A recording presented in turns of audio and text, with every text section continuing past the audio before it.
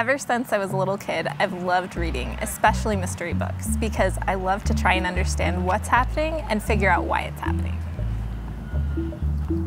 My name is Maria Asay, and I'm studying geology here at BYU. I've been here for about 6-7 years, the first several of which I was getting my undergraduate, and the last couple I've been finishing up my graduate work.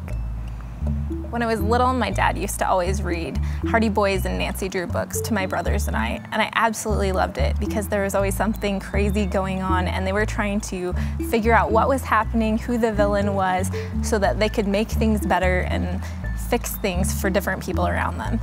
And I always found that completely fascinating. Since then, I've started reading authors like Michael Crichton and Jane Austen, and what I found is that these authors are able to bring the story out in a way that allows me to think critically about what's going on and try and analyze the situation to better understand the world and how to solve the problems within that story. Usually when people find out that I'm studying geology, I get a reaction like, "Oh, that's nice, you like rocks." But in reality, I love rocks for the same reason that I love books, and I love geology for that very same reason. It's because the world around us tells us so many things about the what so that I can understand the why. Whether it's knowing where the water in your tap comes from so that you actually have something to drink, or why the earthquake occurred in Japan or any other place in the world, it all comes back to geology.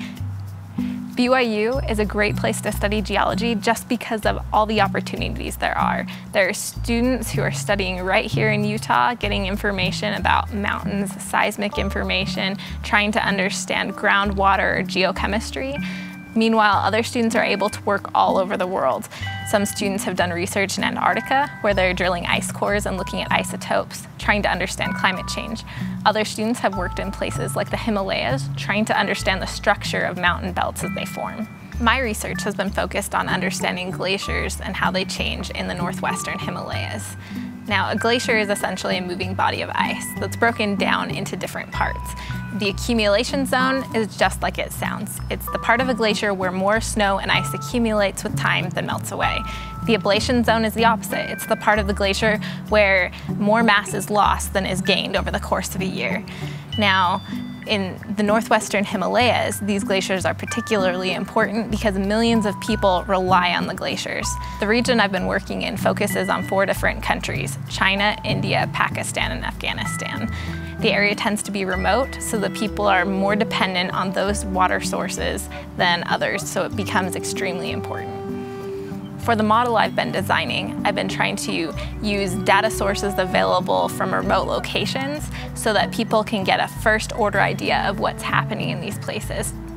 The goal in my research has been to use a numerical model to try and understand how much melt is coming from thousands of glaciers in the area.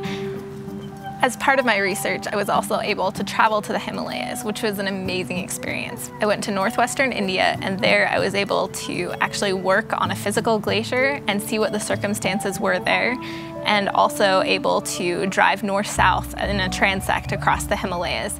This tells me about how glaciers might be affected by changes in temperature in different parts of the mountain range. While studying geology here at BYU, I feel like I have come to better understand how the world works, how it affects people, and why geology matters. Because of that and the many opportunities I had, I am so grateful to be studying here at BYU at this time.